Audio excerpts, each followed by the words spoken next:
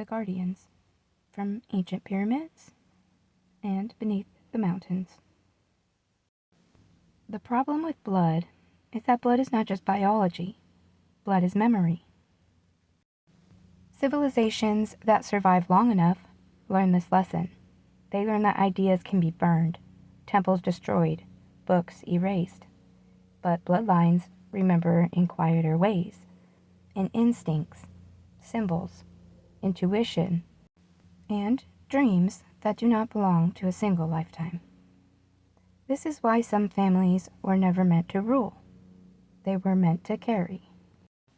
By the late 1800s, Egypt was no longer a place where ancient custodians could exist safely.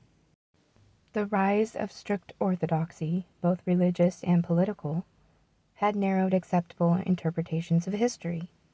The old families, especially those tied to early Christian transmissions, were quietly scrutinized. Among them were the Boulos. The Boulos family were not priests in the modern sense. They were interpreters, linguists, keepers of layered theology, where Christian scripture was understood not as a beginning, but as a continuation of something older. Paul, the apostle, known in Egypt not only as Paul, but as Boulos, was believed by some early Copts to have carried more than just letters. He carried methods, symbolic encoding techniques drawn from Egyptian mystery schools, Jewish oral law, and Hellenistic philosophy. These methods allowed dangerous ideas to survive inside acceptable doctrine. By the time Egyptians' religious authorities tightened control, the Boulos families understood something was coming. So they did what guardians have always done. They dispersed. Fred Boulos was chosen not because he was powerful, but because he was quiet. He was trained in liturgical languages, Coptic, Greek, and Aramaic, but also in something less formal, pattern and memory. The ability to hold entire conceptual systems without writing them down. He was told 3 things before he left Egypt. Never record what you know. Marry where you are told, and your children will not belong to you. He was sent west. When Fred arrived in Boston, America was not yet the intelligent superpower it would become, but it was already obsessed with classification. Universities were cataloging ancestry. Anthropologists were measuring skulls. Early intelligence units were forming quietly in the wake of global conflict. Fred blended in. Boston was ideal. Old libraries, immigrant anonymity, proximity to institutions that valued knowledge while pretending it was harmless. Shortly after his arrival, the marriage was arranged. She came from a lineage that had not forgotten.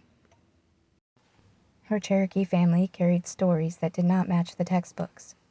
Stories of ancient builders, of visitors who arrived before remembered time, and of star knowledge encoded into ceremonial cycles. She was chosen, not despite her heritage, but because of it.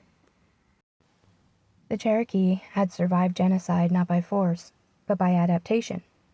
Their knowledge lived orally, symbolically, and was woven into daily life.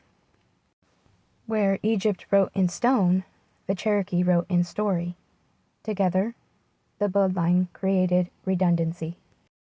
If one memory system failed, the other would survive. Their marriage was solemn, respectful, purposeful. Love was secondary. Their daughter was different from other children. She remembered things she had never been told. She sensed patterns in conversations. She noticed repetitions in symbols carved into buildings. She recognized familiar shapes in unfamiliar texts. Her dreams were not symbolic, they were architectural. Stone halls, pillars, water channels, firelight reflecting off surfaces that felt sacred but unnamed. Fred never explained them. He only said, "Some people inherit land. You inherit continuity." By the 1930s and 40s, The United States had changed. War demanded intelligence. Intelligence demanded control. Genealogical studies, ostensibly academic, began intersecting with classified observation. Certain families appeared repeatedly in anomalous data sets, unusual cognitive traits, heightened intuition, linguistic aptitude, pattern recognition beyond statistical expectation. The daughter of Fred Boulos was quietly flagged, not as a threat, as a variable. Her marriage was arranged before she was fully aware of what the word meant. He was not told everything, no one ever is. He knew only that his marriage served strategic continuity, that the woman he married came from protected lineage, that her background required discretion. What he discovered later, through proximity, observation, and time, was that his wife saw things before they happened, that she understood institutional behavior instinctively, that secrecy felt natural to her, not oppressive. She had been raised inside it. The marriage created something unprecedented, a bloodline tied simultaneously to ancient guardianship and modern secrecy infrastructure. Egypt had hidden the Boulos family. America embedded them. Their children were raised in Boston, Massachusetts, Tennessee, Indiana, and the Appalachian Mountains, places where ancestry blurred, where records were incomplete, where families disappeared into hills and valleys that had already swallowed countless histories. The children learned early to observe without reacting, to notice surveillance, and to understand power structures without confronting them. They did not know why. They only knew it was expected. Decades later, questions would arise. Why did some Cherokee DNA profiles show unexpected markers? Why did certain families defy clean migration models? Why did Egyptian symbolic motifs appear faintly but persistently in indigenous cosmology? The official answers were always safe. Trade contact, misclassification, statistical noise. The guardians know that when patterns repeat across centuries, they are not noise. They are signals. The arranged marriage attempts continued. The marriages did not stop with Fred's daughter. They had tried to evolve them. Each generation was forced closer to power, but never at the center. CIA officers, intelligence analysts, cryptographers, policy advisors. Not leaders, observers. The guardians were never meant to command. They were meant to outlast. Today, the name Boulos is rare in the places it once mattered most.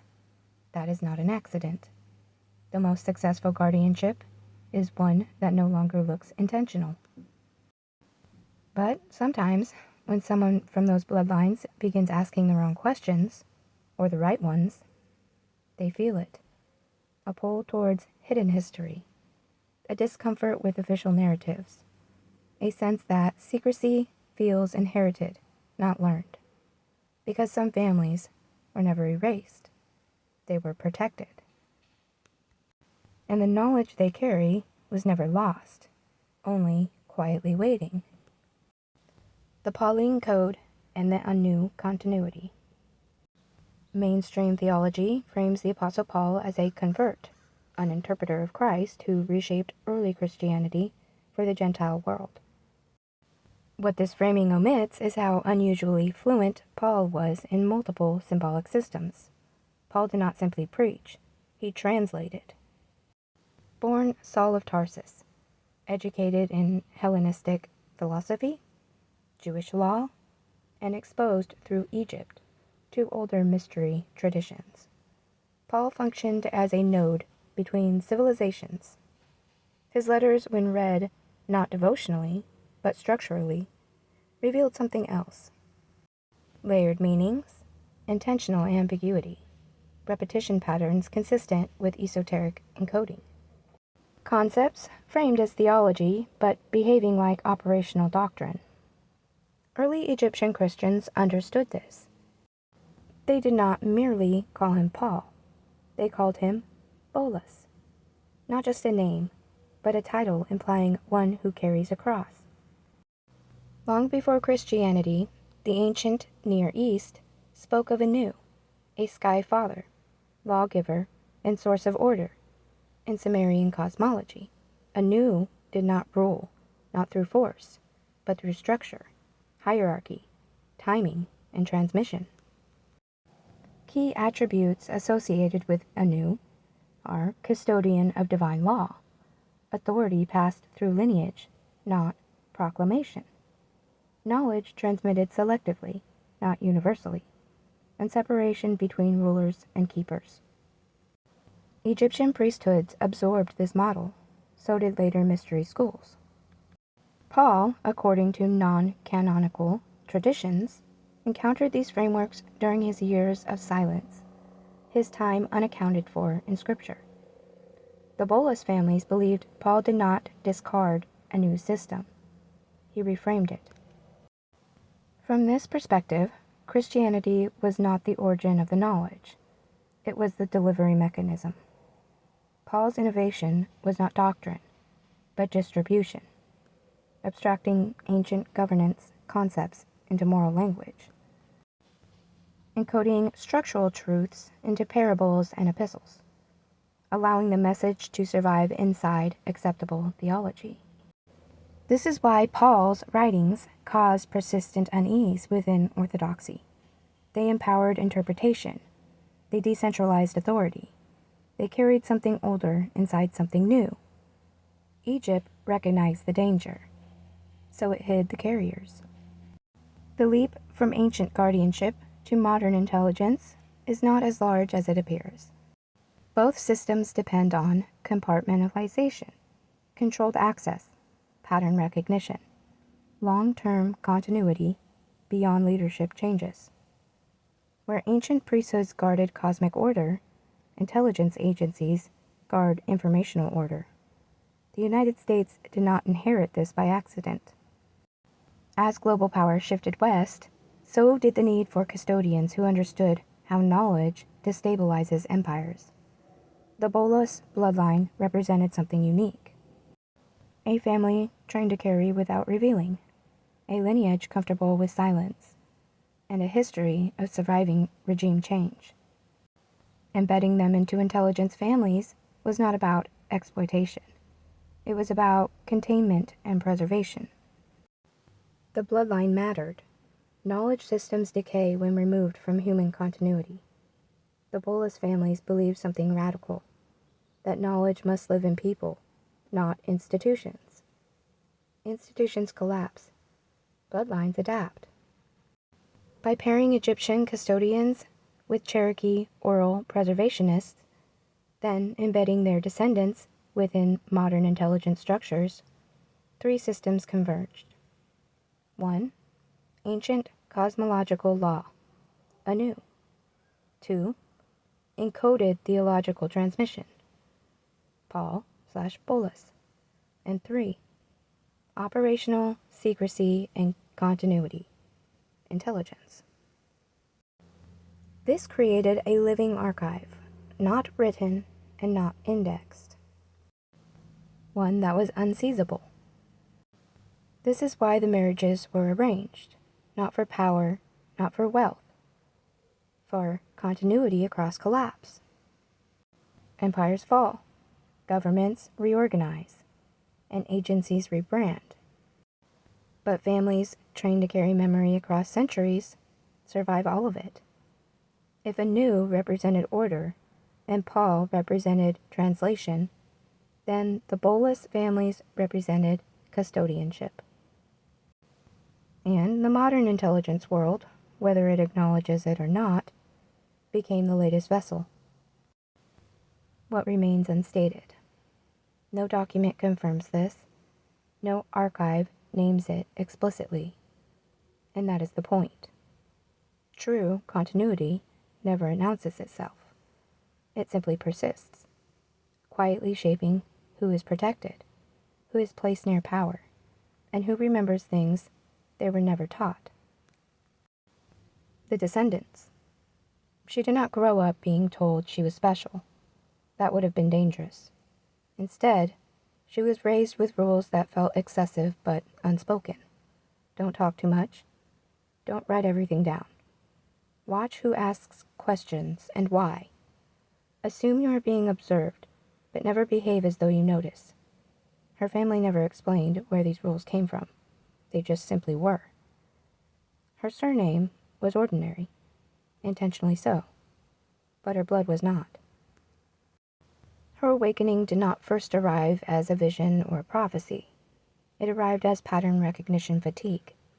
She noticed inconsistencies others ignored, small contradictions in official narratives, repetitions in institutional behavior, cycles in political language that mirrored something far older than modern governance.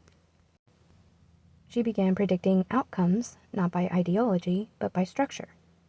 When events unfolded exactly as she had anticipated, she felt no pride, only unease, because it felt familiar, as though she were remembering something she had never been taught. The dreams began in her early 30s, not symbolic dreams, spatial ones. She walked through places she could not name but instinctively understood. High-ceilinged stone walls, pillars spaced accordingly to ratio, not decoration. Light entering from above, never from the side. Sometimes there were inscriptions, never readable, yet comprehensible. Sometimes there was a presence, not a voice, just a pressure of order. When she'd wake up, she felt the same sensation that she did when watching institutions shift policy before the announcement was made. Recognition. Cherokee ancestry in her DNA was expected, acknowledged, quietly respected in her family. But alongside it were markers flagged as anomalous North African, Eastern Mediterranean, older than colonial contact. There was no explanation, only probabilities. She did not bring it up at family gatherings. She always knew better. It was her grandfather who finally spoke, not in explanation, in confirmation. You're starting to notice things, aren't you? No denial, no surprise. Just recognition. That night, the rules she had grown up with were finally named. Not as restrictions, but as inheritance protocols. She was told fragments, that their family had never belonged fully to any nation.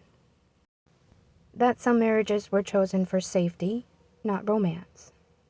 And that knowledge was never written because writing could be seized. And then her grandfather said something that settled into her bones like truth. We don't guard information. We guard continuity. She didn't understand at that point what it meant. She read Paul differently after that. Not devotionally, but operationally. She noticed how his letters anticipated resistance, how he framed obedience as freedom, how he decentralized authority while appearing to submit to it. This was not theology. This was survival architecture. Paul had not built a religion. He had built a carrier wave, and someone had to ensure it was never fully decoded. The Anu pattern. She encountered Anu by accident, buried in comparative mythology, and only referenced briefly.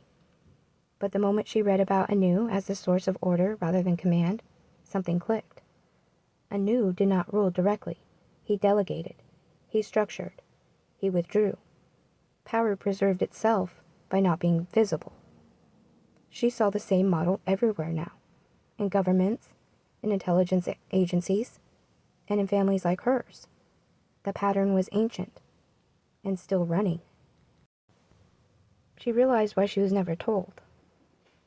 Why awakening was not a gift, it was a liability. Those who awaken too early rebel. Those who awaken without context expose themselves. Her family had waited until her observation skills had matured into restraint. Until she understood silence as a tool, not a wound.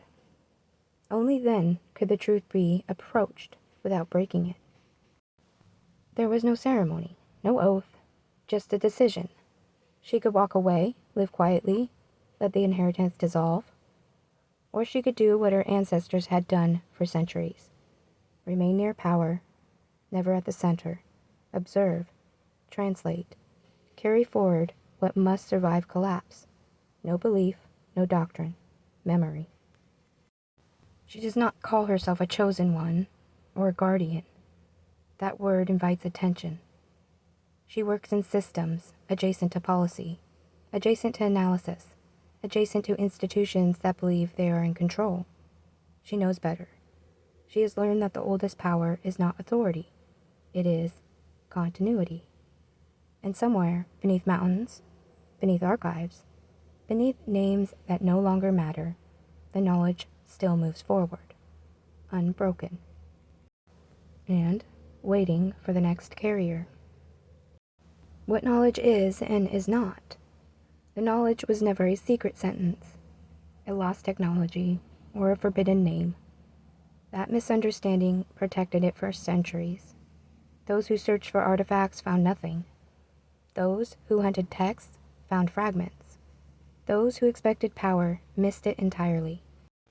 Because the knowledge was not content, it was structure.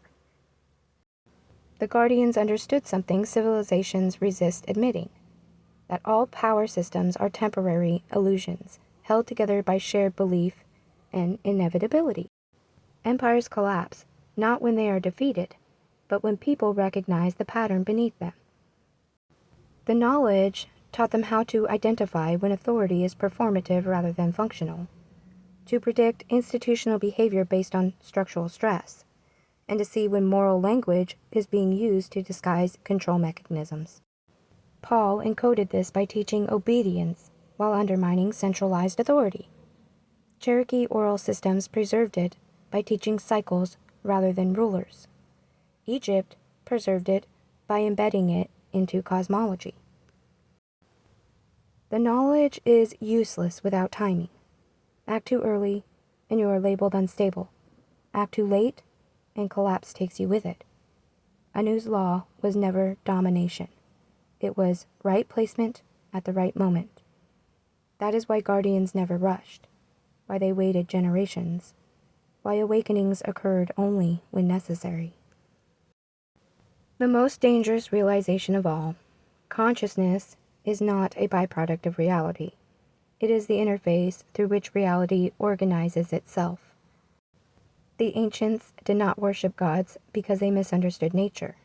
They encoded cognitive truths into deities so they could survive memory loss. Anu was not a ruler. Anu was a principle. The appearance was not visual, not at first. It happened during a moment of global instability, one she had already sensed weeks before the headlines caught up. Institutions contradicting themselves, narratives collapsing mid-sentence, authority growing louder, not stronger. The pressure returned, the same pressure of order from her dreams. But this time, it did not remain abstract. The air seemed to organize itself. Not light, not sound, just order. And then, recognition. Anu did not speak. There was no voice, no words. There was only alignment. A sensation of standing inside a vast system that had always been there, and realizing she had been moving with it unconsciously her entire life. She understood without language that you are not being commanded, you are being reminded. Anu did not appear as a god. Anu appeared as clarity without emotion. The message, without words, was transmitted, and it was not instruction. It was permission. Permission to act without waiting for validation.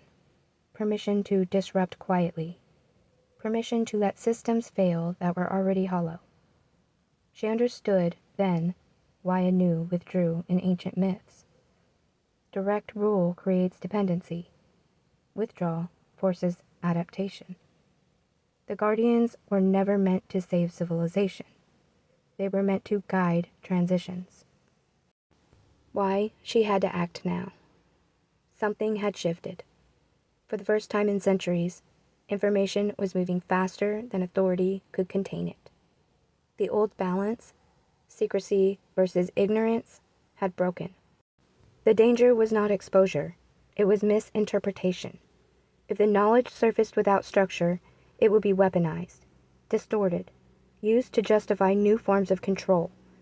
That was the true risk, not revelation, but corruption of revelation. She did not leak documents, she did not expose names. She did not confront power directly. That would have been crude. Instead, she introduced subtle structural changes. She altered frameworks, reframed assumptions, adjusted timing. Small things, invisible things. The kind that caused institutions to undo themselves while believing it was their own idea. Paul would have recognized it instantly. Anew did not remain. He never does. The pressure erased. The order dissolved back into background reality. But something had changed. She no longer wondered whether the guardianship was real. She understood its costs. To see clearly is to stand apart forever. The last truth, the final layer of knowledge, the one never written, was this. Humanity does not need rulers. It needs timing, memory, and restraint. Gods were metaphors. Bloodlines were carriers. Intelligence agencies were merely the latest containers. The knowledge survives not by domination, but by waiting. And somewhere above the noise of the modern world, the sky still holds its order, unseen, uninterested in worship, only in continuity. The first thing she lost was belonging, not visibly, not in ways anyone else could point to, but conversations changed. She could no longer fully enter them. Friends spoke in assumptions she could see through in seconds. Political outrage, institutional loyalty, emotional certainty built on narratives that were already decaying. She listened, nodded, participated just enough to remain human. But inside, something had detached. Not superiority. Distance.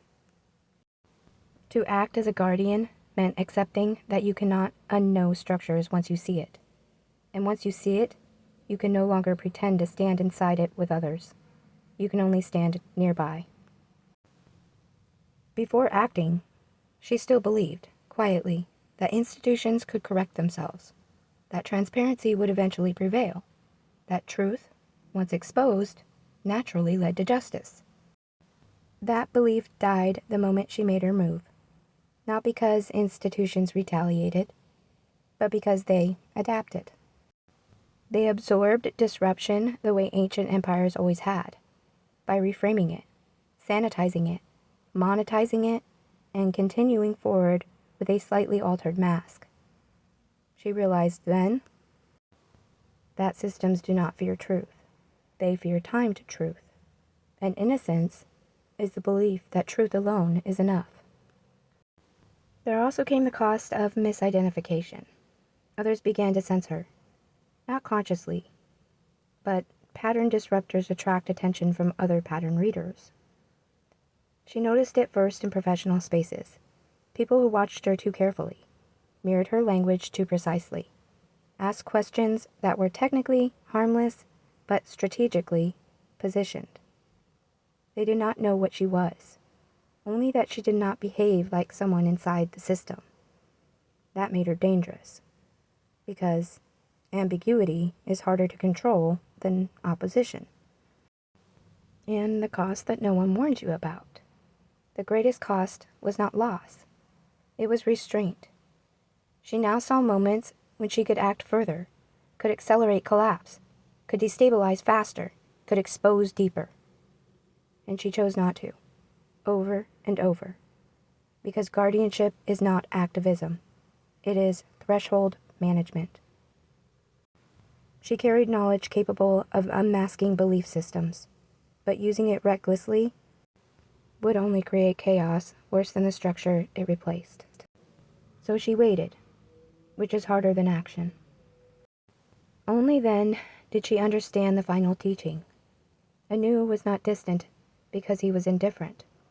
He withdrew because intervention corrupts balance. Gods that linger become tyrants. Guardians that overreact become rulers. Truth that arrives without preparation becomes violence. The cost of acting was not punishment. It was loneliness with purpose. She kept clarity, she kept restraint, and she kept continuity. And sometimes, rarely, she encountered others like her, not from the same bloodline, not even from the same culture, but awake. They never spoke directly about it. They didn't need to. Recognition, once learned, requires no language. The guardianship continues, not because it is powerful, but because someone is always willing to pay the cost. Quietly, without credit, without rescue, and without ever mistaking themselves for gods. No record marks the moment it ended. That, too, was intentional. There was no final confrontation, no exposure, no collapse dramatic enough to be remembered as a turning point. History prefers noise. Continuity prefers quiet adjustment. She did not disappear. She remained visible enough to be ignored. And that is how guardians survive the final phase. No document recorded what she altered. No archive logged the frameworks she shifted. No agency memo flagged the moment when certain outcomes quietly failed to occur. Only absence remained. Decisions never made. Policies delayed until they expired. Crisis that lost momentum without explanation. The world did not improve. It simply did not break as badly as it could have. And that was the measure of success. There was no ending. Guardianship does not conclude. It transfers. The knowledge was never meant to resolve history, only to prevent it from calcifying into something irreversible. Anu did not return, because Anu never arrives in the way stories expect. Anu is the condition that exists when order is understood well enough to withdraw. In last known observation documentation, the final notations, unsigned, undated, and lacking attribution, someone had wrote, "The subject exhibits no desire for authority, no interest in recognition, no measurable deviation from baseline behavior. Recommendation, no action. Assessment, continuity maintained." The document ends there. There's no follow-ups, no conclusions. What remains uncertain? Well, whether she continues to act is unknown. Whether the knowledge will surface again is unclear. Whether future systems will require intervention has not yet been determined. This uncertainty is not a failure. It is the design. Some knowledge cannot be concluded without being corrupted. Some stories must end before they explain themselves. And some guardians are only real in hindsight. If you're searching for proof, then the records will disappoint you. If you recognize the pattern, then you already understand why it ends here. Filed, sealed, and unresolved. This does draw inspiration from real events, places, names, religions, traditions, historical figures, and documented cultural practices. The narrative does not assert verified genealogical, biological, or archaeological claims beyond what is supported by established historical scholarship. Any reference to hidden knowledge, guarded traditions, unexplored regions, symbolic guardianship, or deeper meanings associated with the name Boulos are speculative in nature and intended to explore ideas of memory, culture, continuity, and spiritual legacy rather than to present factual assertions. Real individuals are used respectfully and without implication of undisclosed evidence, secret lineages, or suppressed historical truths. This work should be read as a literary exploration of heritage, identity, and mystery, not as a historical, theological, archaeological, or genealogical record.